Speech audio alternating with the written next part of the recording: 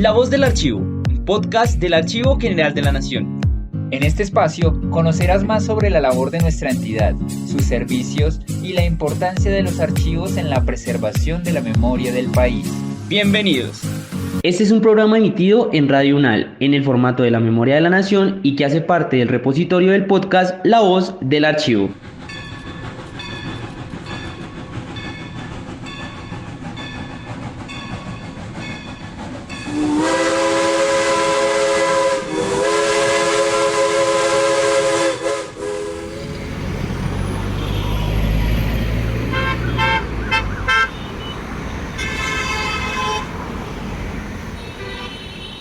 Bienvenidas y bienvenidos a otro episodio de La Memoria de la Nación. Gracias por conectarse cada semana a este espacio lleno de historia y archivos. Quiero saludar a mi compañero Kevin Hernández. Hola Mario y hola a todas las personas que se conectan nuevamente con nosotros en este nuevo programa. Bueno, Kevin, bienvenido también. Hoy vamos a conocer mucho más de un aspecto fundamental para la conexión de regiones, el impulso de la economía y el crecimiento del país, la comunicación terrestre. Tenemos en nuestro programa a la investigadora, historiadora y maestra en historia Valentina Cardona, autora de la investigación titulada Un país aislado, las vías del desarrollo en Colombia, y quien nos va a contar específicamente sobre el desarrollo de la infraestructura terrestre que ha tenido Colombia. Bienvenida Laura, gracias por acompañarnos y aceptar nuestra invitación. Hola Mario y Kevin, ¿cómo están? Muchas gracias a ustedes por la invitación. Bueno, muchísimas gracias a ti por aceptarnos esta invitación a participar en nuestro programa. Y para iniciar me gustaría que primero nos contaras el por qué elegir el tema de las obras de infraestructura y el desarrollo de transporte en Colombia. ¿Cuál fue tu interés sobre estos temas? Bueno, la preocupación o la pregunta inicial fue sobre la idea de nación, sobre la naturaleza de las naciones. Eso me va llevando por lecturas que finalmente la conformación de una nación pasa por una historia en común, pasa por unas costumbres, la cultura, los idiomas. Pero entonces esas lecturas iniciales me llevan a un concepto clave que es la integración territorial. Entonces me empecé a preguntar qué era la integración territorial y cómo se había dado en Colombia, y realmente se da en el sentido de unificar física, material y económicamente al país, y se da es la construcción de sistemas de comunicación. Entonces digamos que esa preocupación inicial por conocer cómo se conforman y se sostienen a través del tiempo las naciones me lleva a preguntarme por los sistemas de comunicación y la integración territorial a través de ellos. Y bueno, tu investigación que nosotros conocimos está dividida en 3 partes y hoy quisiera que nos centráramos en ese primer capítulo que denominaste Por Tierra. Cuéntanos cuáles fueron las motivaciones económicas y políticas detrás de la construcción de infraestructuras como los ferrocarriles y las carreteras en Colombia durante el siglo XIX y el siglo XX. Bueno, digamos que las motivaciones económicas es principalmente desarrollar unas redes de mercado, es decir, comunicar centros de producción y centros de comercialización a nivel interno, que eso tiene que ver con esa integración territorial que les mencionaba, y desarrollar la economía, no solamente esas redes de mercado, sino la economía. En un principio se piensa en la distribución del café, que sigue siendo aún hoy el producto estrella de la economía colombiana, pero también otros productos agrícolas, además de materia prima, que eso se da como en la configuración de la División Internacional del Trabajo. Cuando se empieza esa división, entonces a Colombia, a los países del tercer mundo, que ese concepto es posterior, más o menos de la década del 70, pero para comprendernos, entonces a los países del tercer mundo les toca o se les asigna la producción de la materia prima. En los países desarrollados entonces se da esa transformación de la materia prima con valor agregado y todo esto. Pero entonces en Colombia lo que sucede con esa materia prima es que las redes de comunicación para sacar esa materia prima del país, o sea, exportar y comunicar a Colombia con el comercio exterior, no está tan desarrollada. Entonces, digamos que es muy escueta aún a principios del siglo XX y finales del siglo XIX, porque el ferrocarril lo que hace es que comunica, por su naturaleza misma, que es pasar entre estaciones, es que comunica precisamente esos centros de producción, principalmente de café, con los puntos de distribución, que en este caso son principalmente por navegación fluvial. Esa distribución de la materia prima se da con los ferrocarriles porque se dan de los centros de producción a los centros de distribución que están principalmente en los puertos marítimos, es decir, para comunicar a Colombia efectivamente con el comercio mundial y distribuir las materias primas y las materias agrícolas y los productos agrícolas. Digamos que esa fue la motivación ideal, ¿cierto? Lo que se tenía pensado desde el Estado y desde las instituciones era fortalecer ese cuerpo material de la nación en tanto infraestructura para poder fortalecer el desarrollo económico. Pero entonces lo que sucede es que se encuentran con un montón de problemas en tanto la industrialización del país no es capaz de soportar esa nueva red de comunicaciones que se está construyendo. Es decir, una vez que ya está fortalecida la red ferroviaria, que es muy rápidamente abandonada, pero también está la construcción de carreteras y la vascularidad que empieza a construir esa red, pero no hay productos para transportar por esa infraestructura, precisamente porque no es un país industrialmente desarrollado, la agricultura no es tan fuerte tampoco. Colombia fue un país rural hasta la década del 50, se puede decir, entonces no hay el suficiente desarrollo ni la industrialización interna para la demanda o para hacer rentables la infraestructura que se está construyendo. Eso en cuanto a lo económico. Y lo político, hay dos puntos centrales. Lo primero es que hay un cambio de paradigma a nivel mundial que se pasa de la primacía británica, que está representada por los ferrocarriles, a la primacía estadounidense,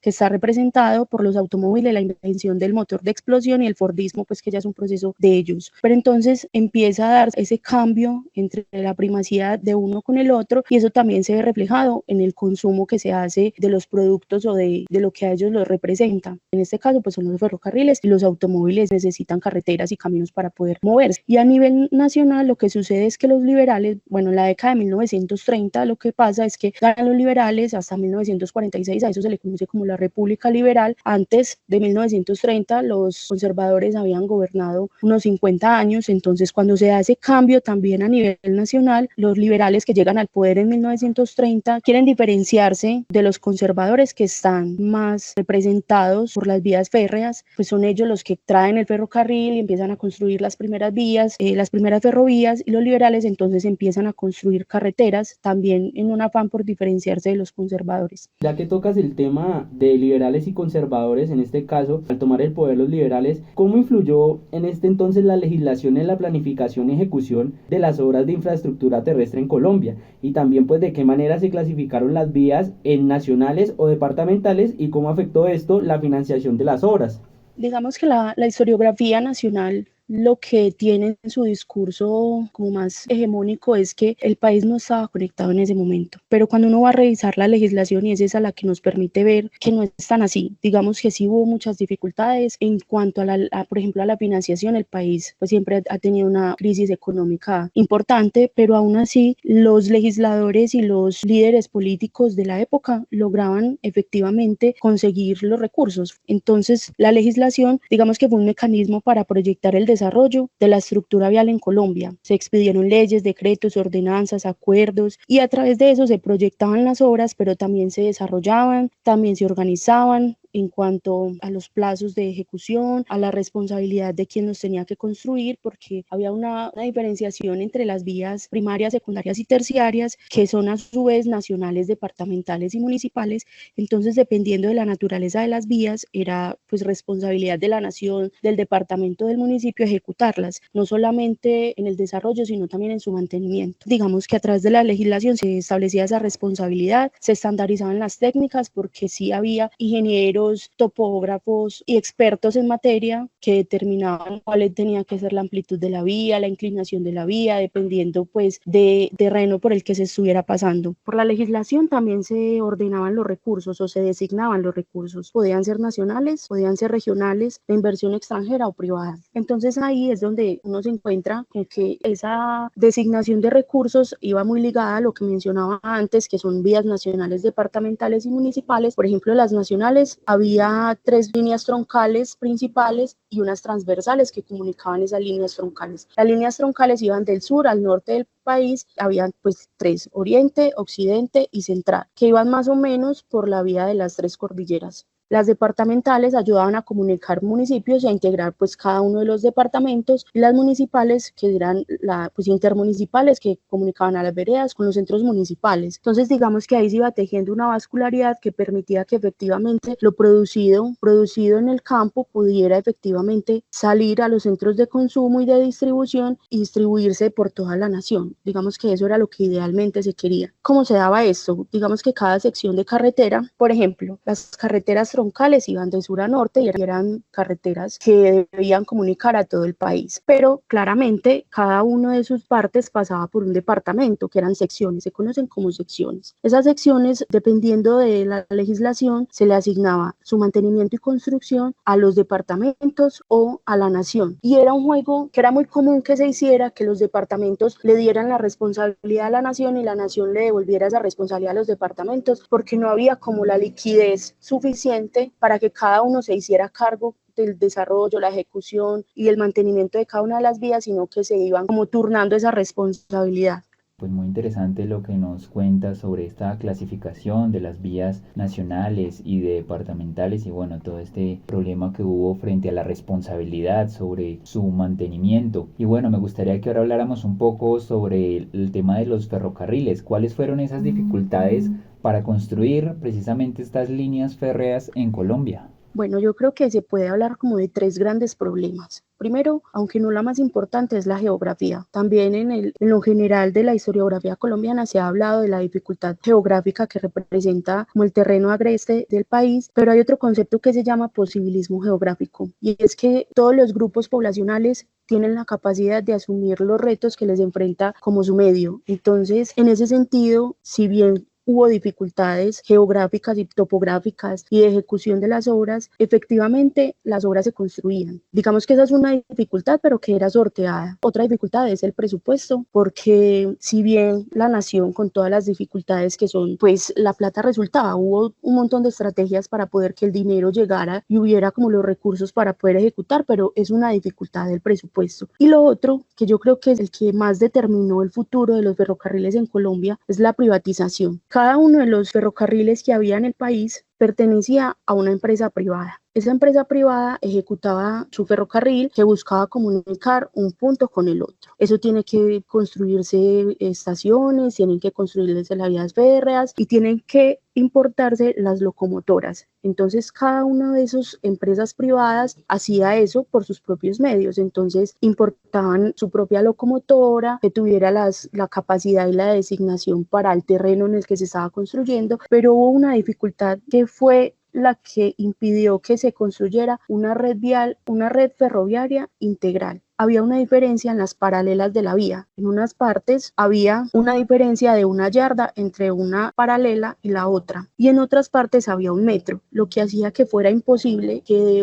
de una parte la locomotora pasara a la otra. En 1930 se expide una ley que intenta que ese problema se solucione, pero fue imposible porque no había el personal para correr las paralelas, o sea, organizarlas en una yarda, que era lo que se había establecido, pero además no existía el personal capacitado para modificar todas las locomotoras, los carros de pasajeros, de cargas, plataformas, mesas, grúas y todo lo necesario para movilizarse por las ferrovías. Por eso es que nunca se logró que hubiera una integración efectiva en todo el sistema ferroviario nacional, por la diferencia de las paralelas, que además las locomotoras, por ejemplo, que eran compradas en Estados Unidos, en Bélgica y Alemania, pues llegaban con las especificaciones técnicas para transitar por determinada ferrovía. Entonces esa locomotora no podía ser utilizada en otra porque las diferencias en las paralelas hacían que eso no fuera posible. Entonces yo creo que esas tres son como las principales dificultades que enfrentó el sistema ferroviario en el país. Bueno, Laura, tú nos comentabas que en cierto caso, pues con el caso de los conservadores, ellos iban más por el tema ferroviario y los liberales iban más por el tema de la construcción de carreteras, ¿no? Entonces, en este caso, ¿qué estrategias se emplearon para financiar las obras de infraestructura cuando el país enfrentaba pues esta falta de liquidez? Efectivamente había una falta de liquidez, es decir, no había un fondo para financiar estas obras de ninguna naturaleza, pero entonces lo que hacía la nación y lo que hacían los departamentos era acudir a otras formas de dinero. Entonces se hacían empréstitos, por ejemplo, con casas constructoras a cambio de acciones, o podía ser de empréstitos, bonos, adjudicaciones, préstamos, pero también se establecían impuestos, por ejemplo, al tabaco y a la gasolina, también a los fósforos, para que la renta de esos productos pues se usara para financiar las obras, pero no llegaban a un fondo, sino el dinero de esas rentas se utilizaba para pagar lo que ya se debía. Digamos que siempre se trabajó a crédito. El único dinero con el que realmente contó el país, digamos de manera contante y sonante para la financiación de las obras, fue el dinero por la indemnización de Panamá, que se conoce como la danza de los millones. Mucho de ese dinero que Estados Unidos entrega a Colombia se utilizó para financiar las obras de infraestructura, pero ahí lo que sucede es que no hay un gran avance porque se da una dispersión de los recursos. Entonces eso encarece las obras porque se construían 1 o 2 kilómetros de carretera, precisamente porque ese dinero se dispersó tanto por todo el país que finalmente no significó mucho. Entonces se encarecieron las obras porque muchas veces cuando llegaban a retomar la obra pues ya no se podía seguir desde el punto donde se había dejado, sino que había que reconstruir o reparar lo que ya se había hecho porque se había abandonado esa obra. Entonces digamos que era un constante retroceso en ese sentido, y también eso hacía que la prolongación de las obras fuera por muchos años. Una obra que por ejemplo estaba predestinada para construirse, no sé, una carretera en 5 años, por ejemplo, podía durar 10, 20 años porque el dinero llegaba como de a goticas. Pero finalmente para 1939 más o menos el país ya tiene una red vial importante. En el caso de las carreteras ya tiene una red vial importante que efectivamente logra comunicar a las ciudades principales con los centros de producción y los centros de consumo. Entonces, si bien hubo muchas dificultades, las estrategias que usa el gobierno, que usan los departamentos, efectivamente logran financiar las obras de infraestructura necesarias para ese momento. Para continuar, bueno, con esta conversación tan interesante que estamos teniendo el día de hoy en nuestro programa, me gustaría ahora que habláramos sobre las personas, la gente de la época. Entonces me gustaría que nos contaras el impacto que tuvo la construcción de infraestructuras terrestres en el mercado laboral colombiano y de qué manera se empezó a configurar esta fuerza laboral en las diferentes regiones.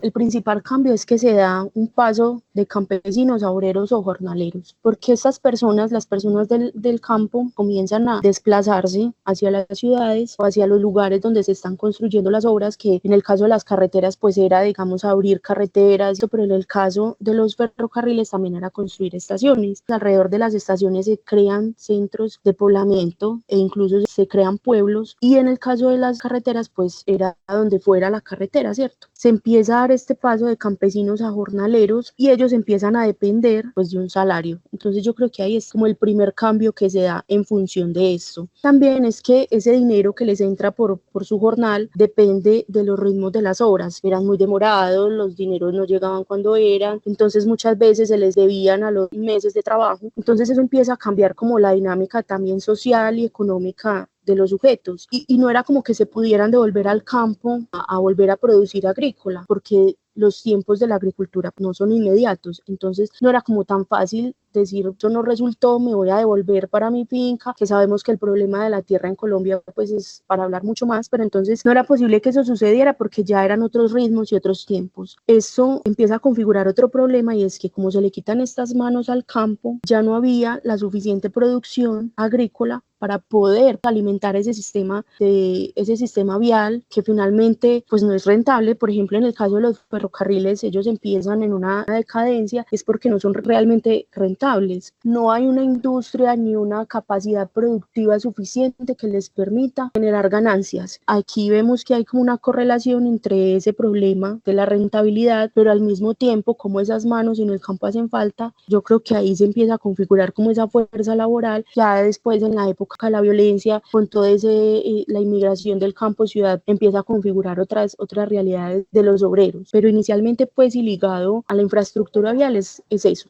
Bueno, Laura, y con esto me surge una duda, y es ¿qué papel en este caso entonces tuvieron los empréstitos o préstamos extranjeros y la financiación privada en el desarrollo de estas infraestructuras terrestres? Digamos que los empréstitos se podían hacer con casas extranjeras, que muchos de ellos, sobre todo de Estados Unidos y de Inglaterra, querían hacer inversión en el país, porque igual era un campo por desarrollarse. O sea, la infraestructura era un campo por desarrollarse y había todo por hacerse. Entonces estas casas constructoras del extranjero llegaban al país, presentaban un proyecto, y había desde la institucionalidad un Consejo Nacional de Vías, había un Ministerio de Obras Públicas que hacía como la evaluación de esos los proyectos que se presentaban desde las casas extranjeras, como el país no tenía la liquidez para asumir estos gastos, entonces se hacía a través de empréstitos, es decir, la casa extranjera venía y operaba, construía y ejecutaba y muchas veces hacía también el mantenimiento, pero entonces a cambio de acciones, también podía ser a cambio de usufructuar esa obra durante 50, 60, 70 años, o también era a debe, es decir,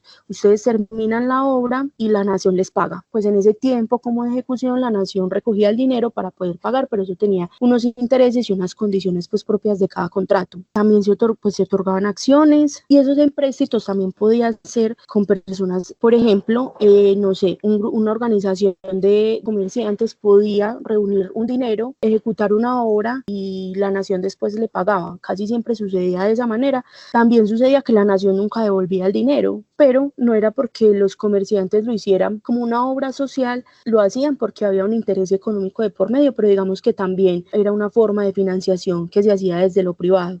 Bueno, pues muy interesante, ya vamos llegando al final de nuestro programa del día de hoy. Y pues antes de terminar me gustaría pues preguntar a propósito de todo lo que nos has contado, de todo este gran esfuerzo que hizo el gobierno durante el siglo XX, bueno, los distintos gobiernos durante el siglo XX para poder desarrollar este transporte ferroviario en Colombia.